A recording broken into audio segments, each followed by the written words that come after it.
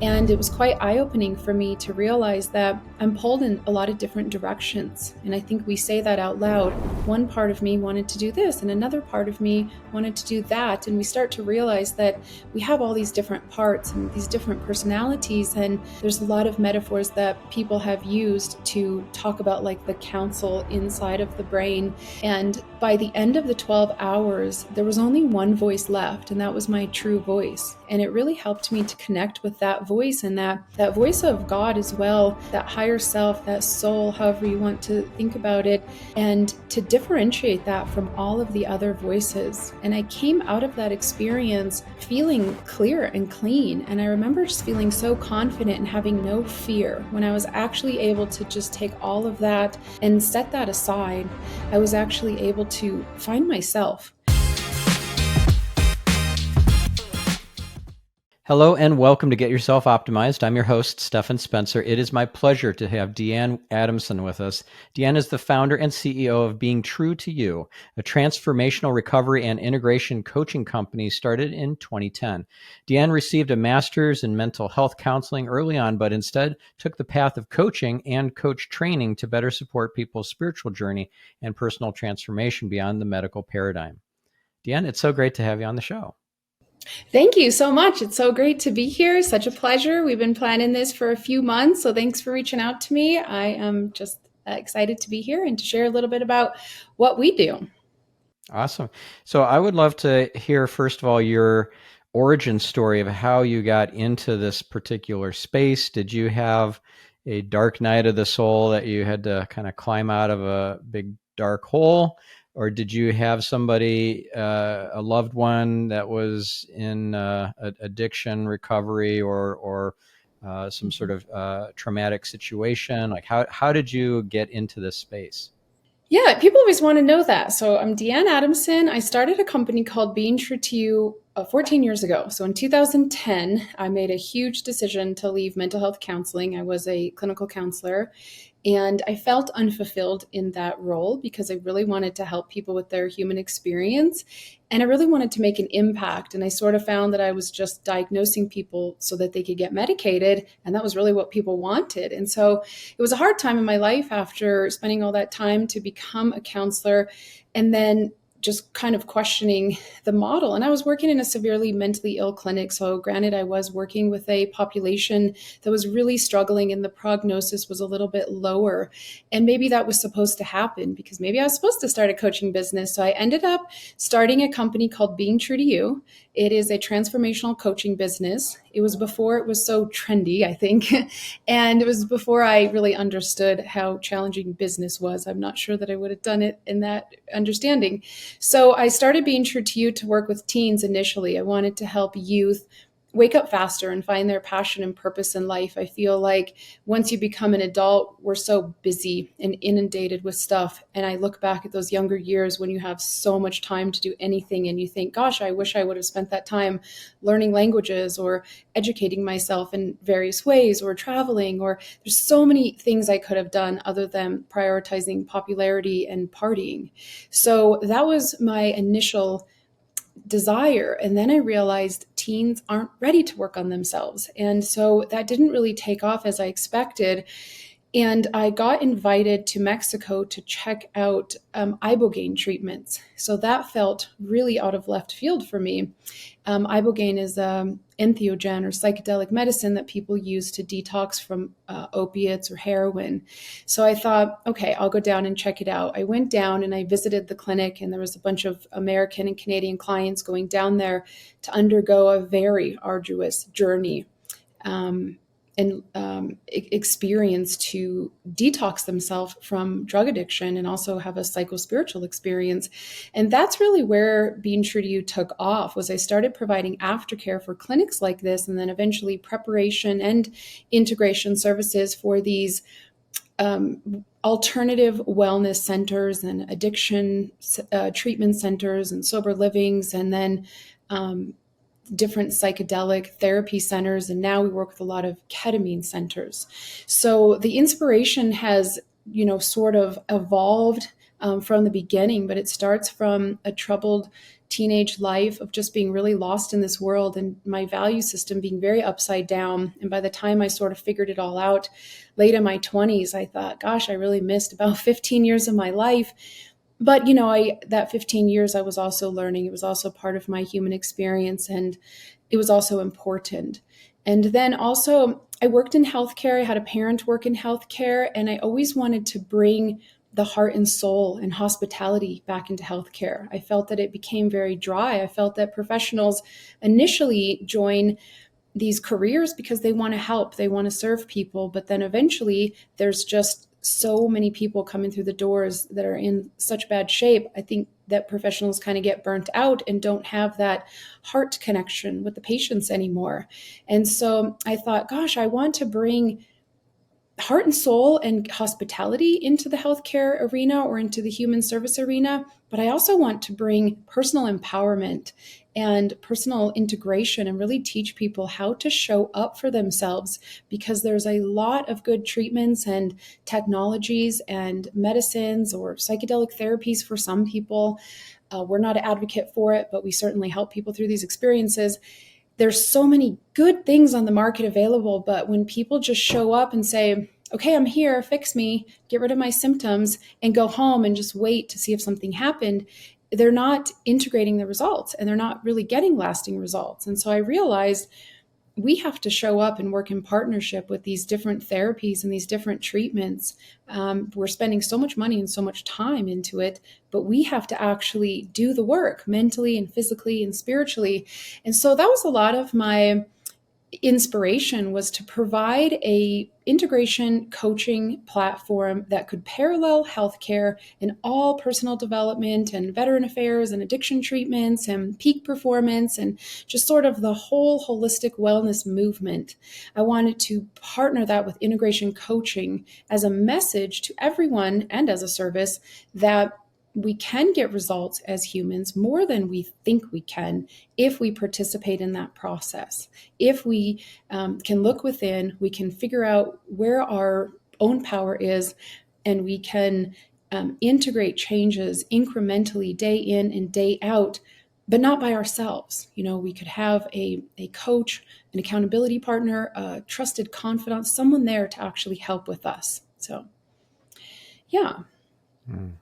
Do you have spiritual experiences doing these different things like ibogaine or ketamine or anything like that, or is this more from just a addiction recovery standpoint that you've had this experience? It's a good question. I'm in my 40s now, and so there's a lot of different transformational tools I've used over the years. And I would say in my 20s, it was really unconscious. We were just exploring, not really knowing what we were doing.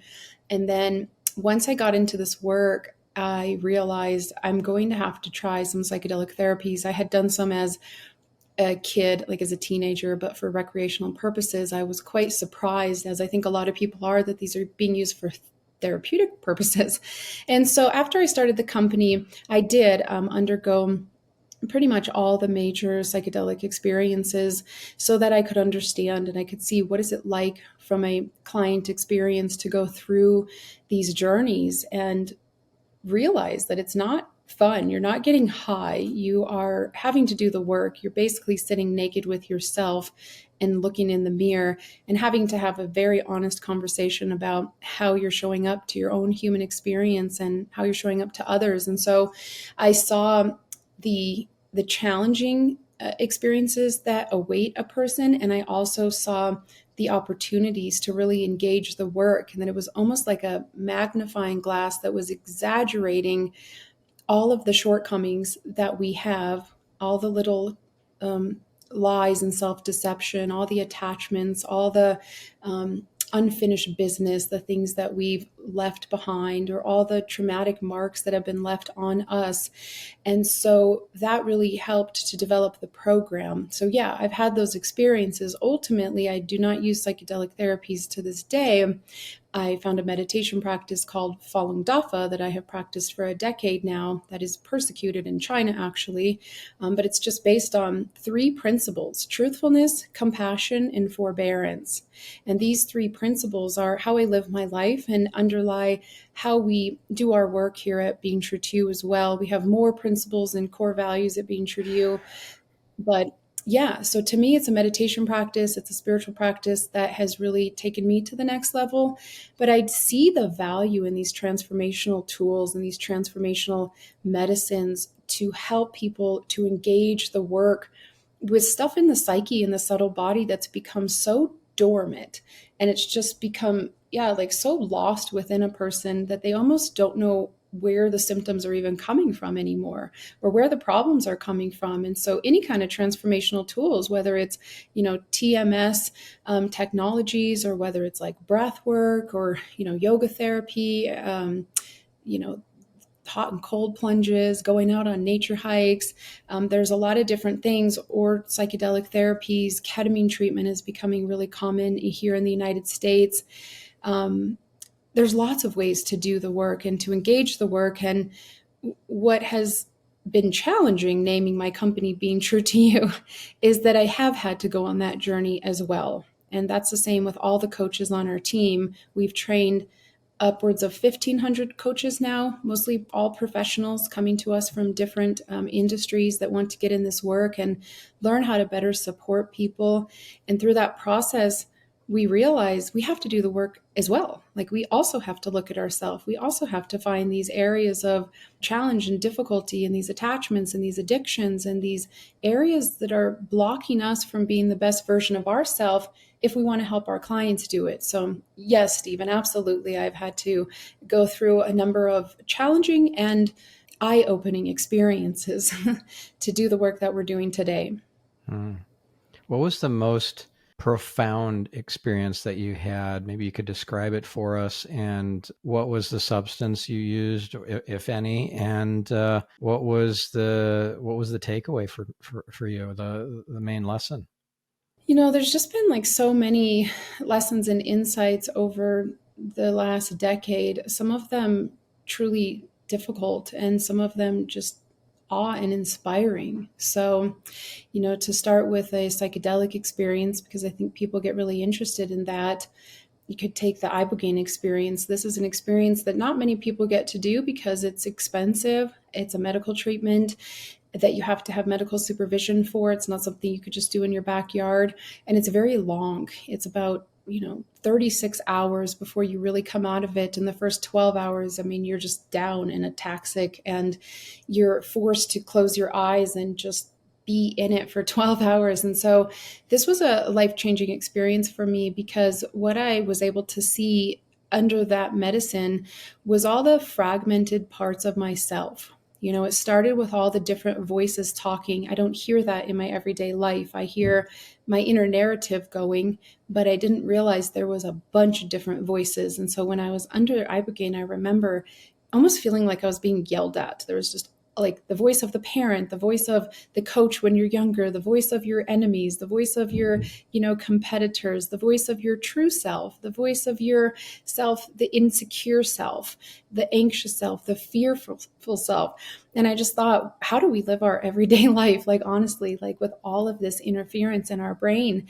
And it was quite eye-opening for me to realize that I'm pulled in a lot of different directions. And I think we say that out loud. One part of me wanted to do this, and another part of me wanted to do that. And we start to realize that we have all these different parts and these different personalities. And there's a lot of metaphors that people have used to talk about like the council inside of the brain.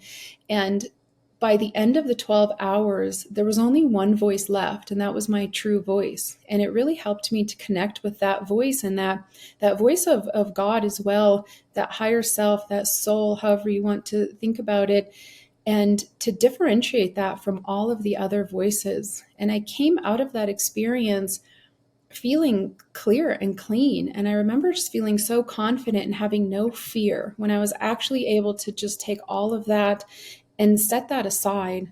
I was actually able to find myself And then in your everyday life, when that other voice comes up that's like, hey, let's have another cupcake, or hey, let's, watch another TV show, you realize that's not my true self talking. That's my comfort. That's the part of me that maybe is in pain, that's bored, that's anxious, that's looking for some kind of relief. That's not my true voice. And so that was a really big moment for me, because you read about these things and you hear motivational speakers talk about these things, but until I actually experienced it for myself and I saw all the different parts of me that are working against myself, I realized how hard it is to create change and why we are so stuck as a society in our bad habits and in our patterns, routines, and even, debilitating addictions and depressions and insomnia and anxiety and just like all the different things that hold us back. It's because we're working against ourself. It's actually ourself doing the bad things and ourself wanting to do the good things. And so I realized, why things like coaching and accountability and support groups and community and coming together and events, all of that is so important, because we can't do it on our own. We actually do need the strength of other people and the strength of our connection to our creator, to God, to our higher self. Again, however people think of that. So that's one of many experiences that I can share that might be helpful to listeners. On top of that, where I really Amazing. started to, yeah, go for it. One thing that I'm curious to hear about is when you said that you heard the voice of God among all these other voices. Would you say that opened a doorway or a portal for you to receive that voice of God on multiple occasions, not just in that one experience, but just through everyday life? Yeah, I've had other experiences like that too. I mean, in fact, the day that I quit drinking was 14 years ago, and that was a morning when I woke up and felt very sad that I couldn't help people to stop drinking alcohol, and I had people in my life that were really suffering and clients, and there was a voice that came into my head that night that said, well, that morning, like, well, why don't you quit drinking yourself? And I thought, no, don't say that. And so I ended up, quitting. And yes, like that opens up an awareness that there is something inside of us that we can communicate with if we're open to it. And that also really helped me understand what people mean by letting go of the ego. Because I was always like, what do you mean by that? Like, we are our ego. And then you start to realize, like, oh, I'm fighting against the higher voice. I have a true voice that has my best interest in mind. And then I have the other parts of me that get wrapped up in the allure of the material world. And so those voices compete with each other. So, absolutely, like once you hear your true voice come through, the part of you that is eternal, the part of you that goes beyond the moment, the current moment, and you understand what that feels like and what that sounds like, yes, it changes you for a lifetime, because now you know to tune into that. And then you also know to recognize when something is not in your best interest. It's actually just a desire. It's a delusion. It's a attachment. Yeah.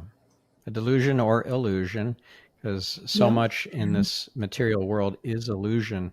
It looks real, but it's not. The only thing real is love and God, and everything else is just part of the video game. Mm-hmm. And I think that's a lot of the work and transformation as well, right? Is to try to differentiate, like, what is true for me? What is real? What is most important and what isn't? And I think that's where we live our best life, is really when we can differentiate that. Because, like, my younger years, my value system was literally sitting on the beach drinking a Corona. Like, you see those billboards and those commercials, and I was like, this is life. Like, I'm living my best life. And I mean, at the time I was happy and I thought that I was. And it's like, eventually you start to realize, is that what I want my life to amount to? Right. So you start to look at these value systems and what's most important and um, what's your purpose in life? What's your higher calling? That's really where we live our best life. And I feel like when we're not aligned with that, that's when a lot of symptoms start to emerge. I mean, after doing so many intakes of hundreds and thousands of people at this point, and we hear about the symptoms, instead of looking at it from a medical perspective and a diagnostic perspective, I just kind of look at it from a human experience perspective. And I think there's a clear association between these symptoms and being lost in life and being disconnected from what's most important.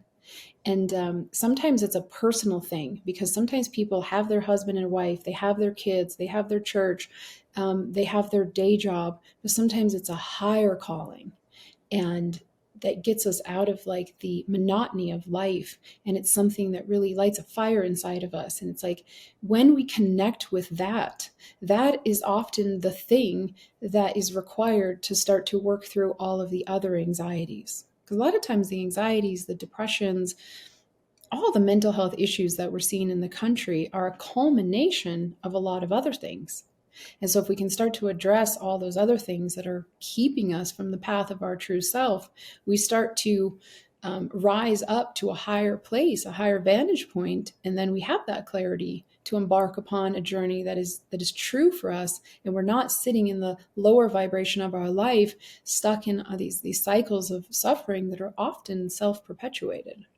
I'm curious if you've done Bufo. I've heard amazing things about Bufo.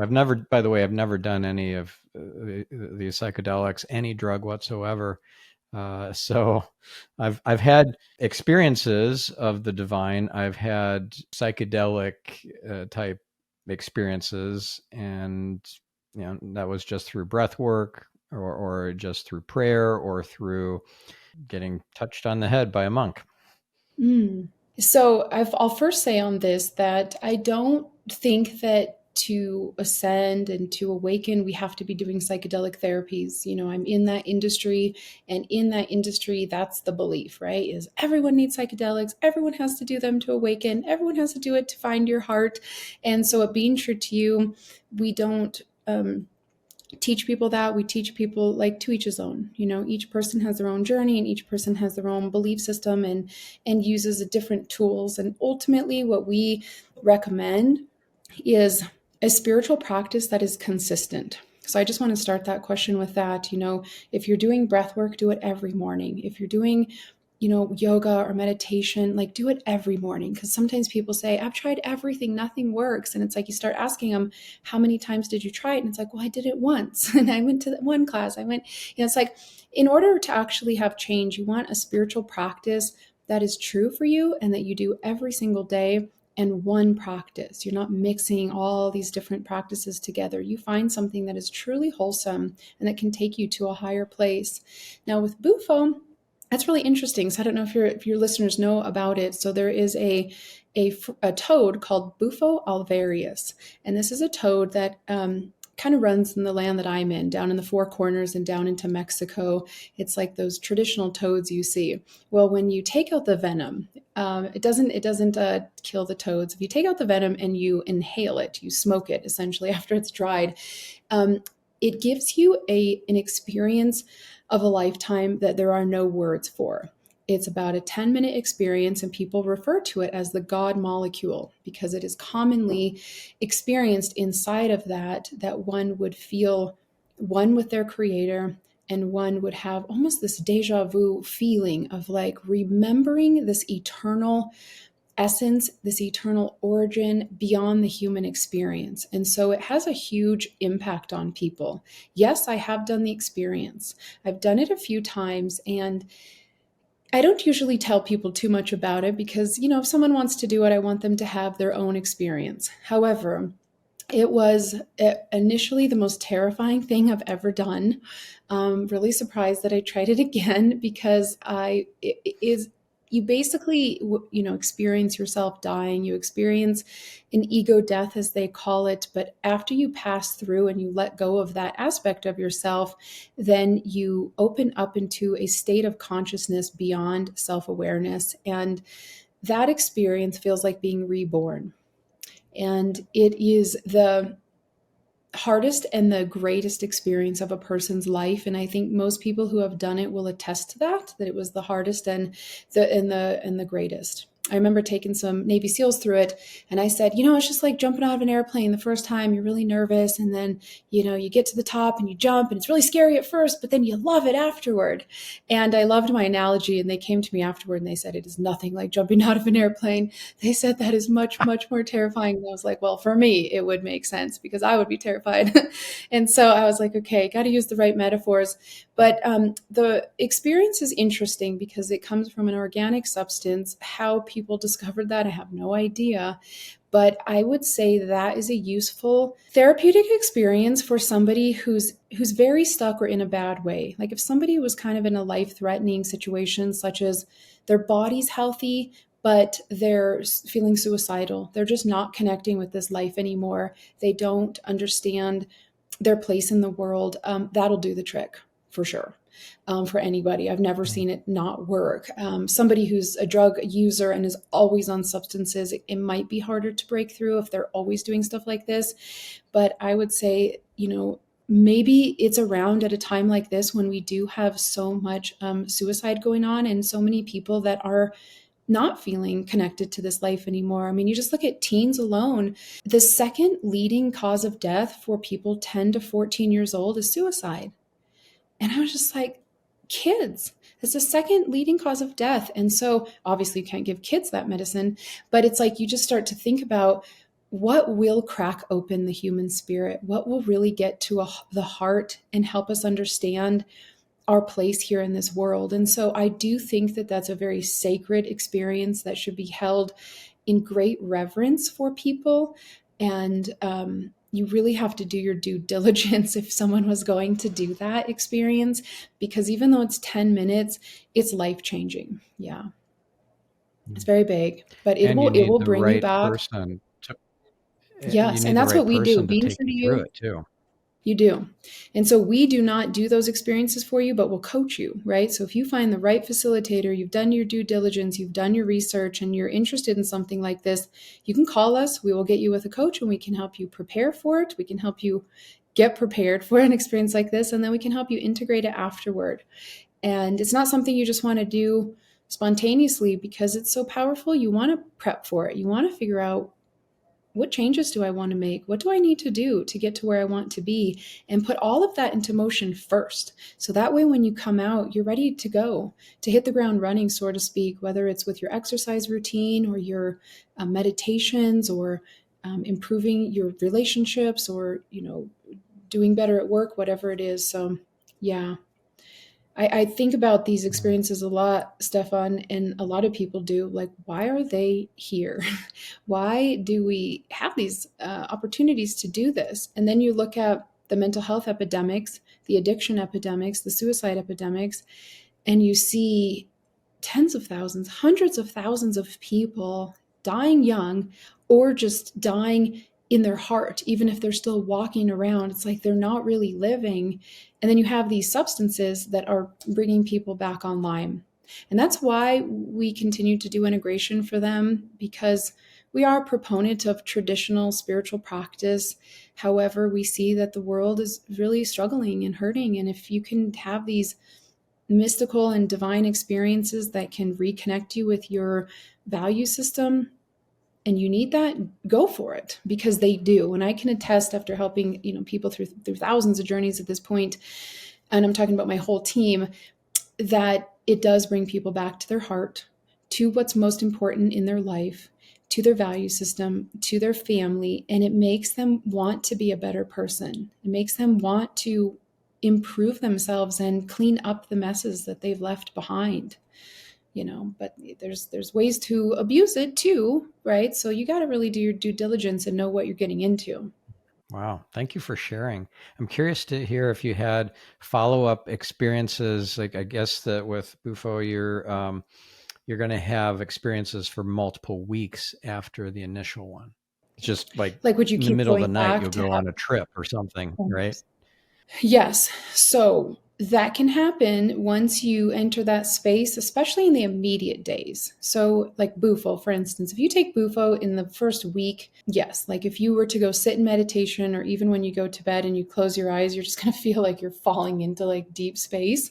And so, some people like that and they'll try to stay in that space actively. So, in the first week, they'll be doing breath work, meditation, journaling, nature, just sitting with themselves, because you can fall back into that state of just sheer relief and peace and joy and stillness. And in this busy world where everybody is like overwhelmed and oversensitized, it feels so good to actually just be clean and empty, like an empty vessel. And so after the experience, yeah, people like to sit into it. For other people, it's so unfamiliar, it feels scary because they're used to the drama and the noise. And so to be in that space feels like there's something wrong. And that's why it's good to have an integration coach, because that new space that's created has a lot of opportunity to do the inner work and to let go of the chains that bind us. But it can also be frightening, because to be alone with your thoughts is scary for a lot of people. You know, I know people that never turn the TV off, never turn the radio off ever. It's like they're like, "Oh, I have to have noise in the background," because we always are playing something. And so all of a sudden, when we're just as still as like a pond in the morning and there's no ripple anywhere, it's like, okay, what's happening? There's something wrong. And so yeah, those experiences will kind of give that. And then when you're in there, that's when the work will surface. The fear, Yeah. the or the desire, or something good, like a calling, like a something pinging you, like you need to pay attention to it, something important. And so that's when you lean into it. You get your journal and you write it down. You know, you track it, or you just mentally welcome it into your field. Because I think too, we're really resistant in our modern world. When the stuff comes, you know, we just want to block it out, block it out. So there's two ways to see that. There's the way that this is a negative thing, something's happening or not happening, or there's the positive of like, okay, I'm actually doing this, I'm leaning into the spot. Learning to meditate, learning to be still is a great time after these experiences, because it's a lot easier. That's why they call them addiction interrupters and habit interrupters, pattern interrupters. Yeah. Amazing. You know, you were talking about how that noise in the background keeps people, I don't know, kind of placated or numb to what's happening inside with their own voices, because there are those multiple voices, not just the one inner voice. And one of I'd say of course, most important voice is that voice of God, that still small voice. And you're not going to hear it if you're drowning it out with music and with TV and with background noise all the time. So I not too long ago interviewed Echo Bodine. She's the author of A Still Small Voice, A Psychic's Guide to Awakening Intuition. And that book has been really helpful to me, because I really want to nurture that relationship, that connection, that communication I have with God and with my unseen support team. And I used to listen to music all the time. I used to listen to podcasts all the time. I don't have time for that. I need to have a lot of time just with the stillness so that I can hear God. Again, if we think about the point of life, it is to let go of all of it. It's like we spend the first decades of our life adding on these attachments and all of these hopes and dreams that become pursuits and desires. And it can really lead to indulgence and like an overactive mind and a very busy life, I can attest to. And then I feel like we sort of understand, then we wake up and we understand like the spiritual pathway, and then we start to realize like, oh, now I have to let it all go. And so that really is the process, I think, of finding tranquility. If you look at the opposite of mental illness and addictions and all the suffering people are going through, we're looking for homeostasis, we're looking for tranquility. And that's the place that we're like leaning into. But it's scary because as we go into that space, we start to look at our comforts and all of the things that we love and that we want and that we hold so tightly to. And it's scary to let them go. And also it can be challenging too to see that we might be off course in life. So think about listening to God, how hard that is, right? It's not easy. You think like, oh, I'll just listen to God. But when you actually do that and you listen to that true voice and you listen to what God's saying, you have to take action. You have to take responsibility. You have to do something. And so that's a lot of what we're doing too in our coaching program with our clients, is that it's not just about how do I reach goals? It's how do I align myself? How do I recalibrate myself? And how do I have the courage to face where I might be off track and where I might need to change? Because I'm telling you, people come into our company all the time and say, here's my money. I want to change. I'm ready to do anything. But then when it comes down to it, the work, that's when they start to become resistant. I kind of feel like people say like, okay, I'm going to give you my money to help me, but then I'm going to run and hide and I'm not going to actually do anything. You got to come catch me and convince me. And I feel like that's a lot of what we have to do with each other, is like we have that opening of okay, I'm ready. I think I'm ready. But then once we get closer, we get that resistance and that fear and we cling to our attachments again. We're like, no, I'm not ready. So it's been very interesting running a coaching company to really observe human behavior. And the more that we just understand it, the more self-awareness that we have, the less scary it is really, is to listen to that voice. Yeah. Yeah. And one of the ways to numb out from the voice and the accountability of hearing that voice and thus needing to take the actions that are the high road is, this is how a lot of folks end up in addictions. So if someone listening is addicted to drugs or alcohol, what would be the best process or a starting point and next step for them in that detoxification and reconnection process? You know, it's both challenging and not challenging when it comes to the phenomenon of addiction. I mean, I think that the first step in understanding what to do is to acknowledge that phenomenon of addiction that's over all of humanity. I think it's a very shameful experience for people to feel like, how did I let this happen to me? I'm such a strong person. I'm such a strong being. Like, how did I lose control? And then we start to look at this phenomenon of addiction is over all of humanity. And it's simply this phenomenon that says that our problems and solutions are in the external world. And so we turn them over, we outsource our solution to something, we find something that works. And it helps us feel better. It helps us normalize. It helps us function for a while. Then eventually, the negative consequences start to set in, and then it becomes so progressive and we become dependent on it. We can't let go of it. And so I think the first thing is to recognize that the phenomenon happens to everyone in one way or another. There's so many people like completely allergic to this idea of addiction and like, no, this isn't me. Everybody's dealing with it. Coffee, screens, drama, negativity, complaining. On some scale, we all have these attachments and they get rooted in us really deeply. And so once we acknowledge that, we start to see this is an access point to the work. We don't need to see addictions as a negative thing. We can actually see it as, okay, initially it was a solution to my problem, a solution to my pain. Now it's going to become the access to my transformational work, because I am going to have to work on this. And so after we acknowledge the addiction phenomenon, then we accept that it happened, and then we embrace the work that it's going to take. We embrace sort of this like recovery path that people talk about. When it comes to detoxification, it depends what kind of condition a person is in.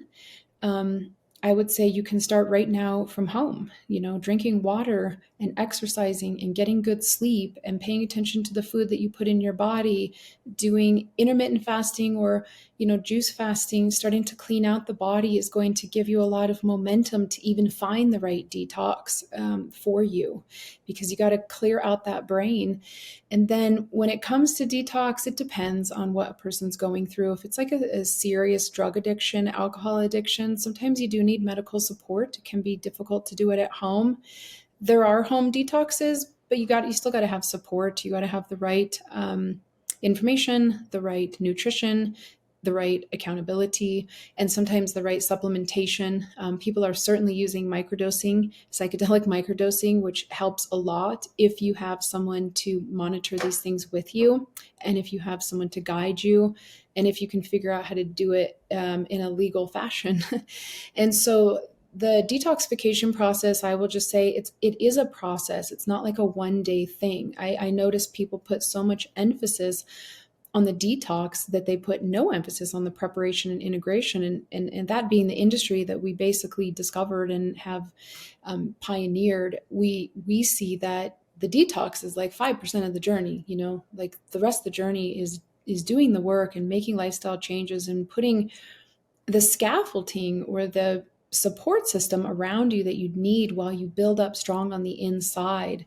And so I would say don't run toward detox immediately. Do the legwork first. Get as much in order as you can. Even for someone addicted to heroin, I used to prep them, even if I only had a week or 2 weeks before they would go off to treatment, and help them get their ducks in a row, their mind right, their goals right, their aftercare plan right, so that when you show up to detox, you're ready, you have the courage, and you understand the ambivalence is going to happen, the resistance is going to come, and it's okay. I expect that. And it helps people have strength to work through this process.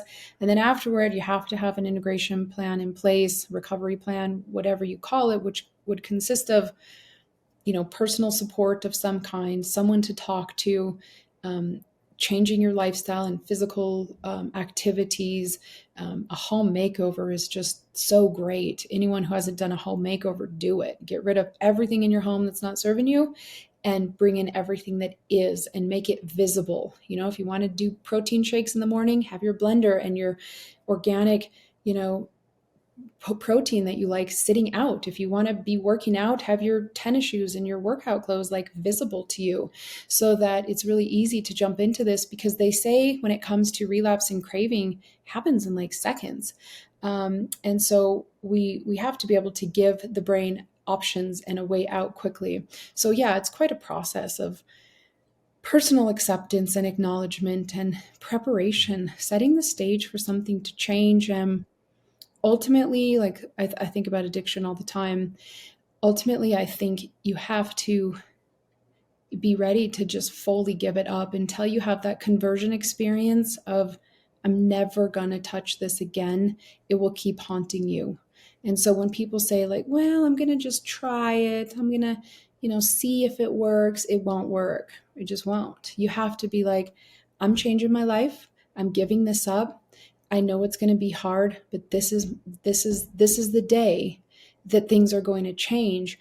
And all of those little vultures, basically, metaphorically, that like circumnavigate your mentality, trying to get you to give in, they're gone, because it's the thought that actually initiates the craving. And so somehow you have to trick yourself into, or prepare yourself enough to have a conversion experience to be like, I'm never going to do this again. Until you really get to that point, it's hard. If people just go into something saying, I'll see if this works, I'll see if that works, it won't, because you're still entertaining the idea of that habit. And so those cravings and that reality is still going to be ever present in your field.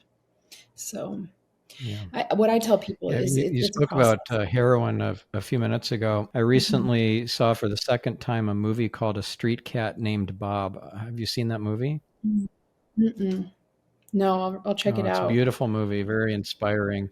It's based on a true story, the story of James Bowen, who was homeless. He was addicted to heroin, living in the streets in the London area, and a street cat named Bob saved his life. And it was, divinely put there in his life. And he became a very successful street performer. He was barely eking out a living to, pay for even just some basic food before. But then the cat, being in the act with him while he was playing the guitar, he was able to make a lot more money, and then he got a support system around him, and he got off the heroin. And he was on methadone to get off of the heroin. He was in a program, and then he missed some of his methadone treatments and was going to get thrown off the program. And like, it was quite a incredible story of struggle and finally overcoming. So I recommend the movie, and there's a book that is, with the same title. It's by James Bowen. He ended up getting a book deal. This homeless guy with an incredible story of being at the brink of absolute oblivion, and then he makes it back into the world of the living. Really beautiful story. When we asked our clients, what helped you get sober? They say their coach. And we say, why? And they say, because you believed in me when no one else did. And that was the number one feedback that we have gotten from clients when we have said, what helped you the most in your recovery? And of course, we're asking clients that have coached with us long term, right? And so they're saying, well, working with my coach, and that we believed in them when no one else did.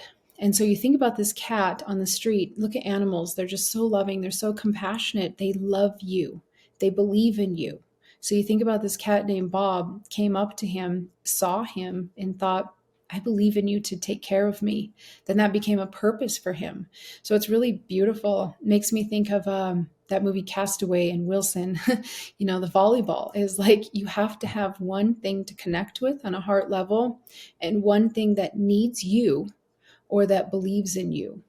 So that's really special. I think it speaks a lot to what is needed. And also the research, when I look there's a book by Anne Fletcher called Inside Rehab, and she said in there that the thing that helps people in the end get sober is the one-on-one trusted relationship that is long term. And who says it has to be a human? I think people have connected very deeply with animals. So that's just very precious. And I think it shows that need for bonding, that need for love and connection, and that need to be seen and be needed, like to be of value to something. That's very special. Yeah, yeah. I'm curious about your take on kratom or kratom as a way to get off of some very addicting substance. I guess there's a lot less risk in taking kratom than the stuff that somebody would typically be addicted to, that they would need something like that to help wean them off. I'm just curious if you have any experience or wisdom to share about that particular substance. hmm I will first share that, kratom is a cousin to opiates. It's a natural plant substance, and you're going to get different answers from different people. And so I would say there's a big divide on this topic. There are the people that are for harm reduction and are absolutely behind kratom. It's also legal. And that's what's really nice too. If someone's trying to get off, illegal substances that are full of contaminants, it's going to be much safer to go to some kind of smoke shop or store and you buy kratom. It's kind of like a supplement, and you start taking it to alleviate a much riskier and dangerous drug. That makes sense. I've also seen the other side of it. I've seen people get very addicted to kratom and not be able to stop as well. And I think that it's one of those things, maybe like cannabis or tobacco or sugar, where it's easy to normalize. And so then people stay on it for years and then they get really hooked on it. So, if you're for harm reduction and that's the only option to get someone off something that is more dangerous and that is illegal, that makes sense. Because right now the issue with drug addiction is that the drugs are laced with fentanyl and other things like that are very risky and dangerous. And so again, you go to the store and you can buy something that you can see the ingredients of and it's going to be much more pure. That could be better. With my clients that I've worked with severe opiate dependence, it's hard for kratom to even touch that sort of craving. It just kind of can make the body angry because it's not what the body wants. And so I have seen people just like not like it or benefit from it. I have also seen people benefit from it short term and actually use it as a transition drug. And I've seen people get very hooked and addicted to it. So at Being True to You, we don't really teach harm reduction strategies but we also don't prevent them, so if somebody really needs that, that makes sense. The problem with it is we're just going from like one attachment to another, and we kind of can then have the same array of problems. So if someone were to do that, I would say you want to set it up with accountability, a timeline, a regimen, and that way it's not just becoming another habit.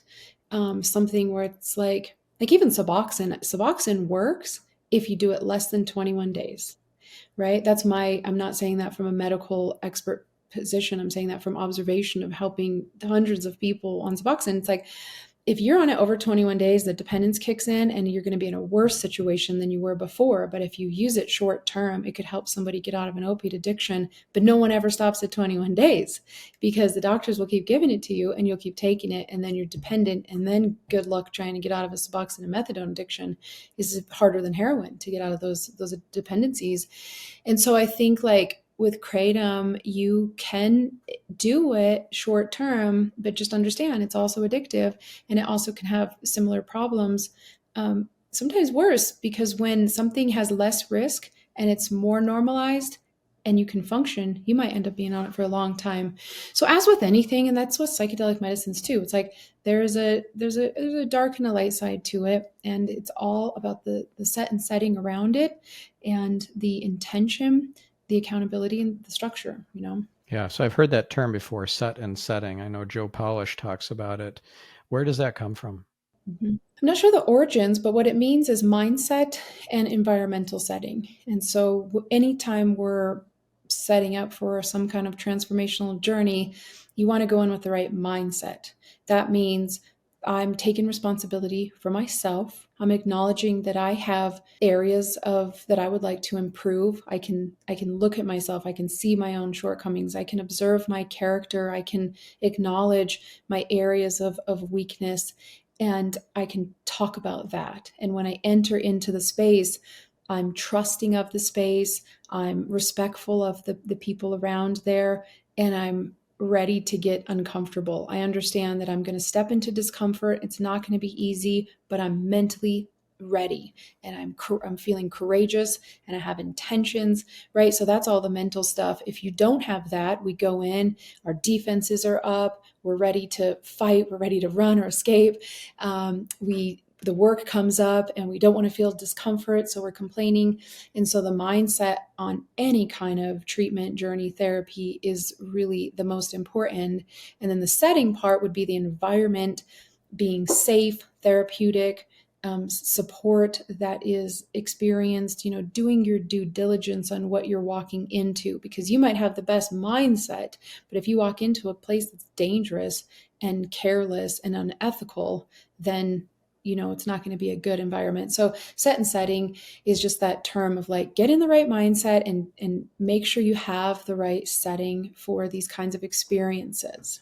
Gotcha. Okay, one last question. I know we're out of time. You mentioned earlier in the conversation TMS, that stands for transcranial magnetic stimulation. What's your take on that? And can you just give a brief example of the impact that it can have for somebody? Yeah, so now that we're working with so many ketamine clinics, a lot of the ketamine clinics are also looking at different technologies as well. And so these kinds of technologies can serve to support old neurons it's like it kind of breaks down and prunes away these neural connections that are no longer serving us, and it like stimulates new neural connections. So what it's going to do is maybe give people a sense of peace and ease, and again, like we were talking about earlier, like quiet the mind and create that space to do self-reflection and create an open window to create change. And so if you're doing these kinds of experiences, you don't want to just sit there and wait to see what happens. You want to work with it, so that you have nutrition changes you're making, like diet changes and exercise changes, and improvements you're making, because anytime you're going to use a technology or a tool or a technique, it's just that it's a tool to change your life. So I don't have as much personal experience working with clients with TMS, although I've known about it for a good decade. And the clinics that we're working with say they're getting great results for people that are depressive. And what they're saying is that people are yeah, like it's cutting back these bad neural connections and it's rebuilding good neural connections. And so, in that, we have an opportunity to change our thinking and to change our actions so that we can get a different result. Awesome. Well, this was fabulous. Thank you so much for sharing so vulnerably your own experience and all the great wisdom and insights and tools that you've exposed us to during this episode. Thank you so much. Thank you. Thank you so much for having me on.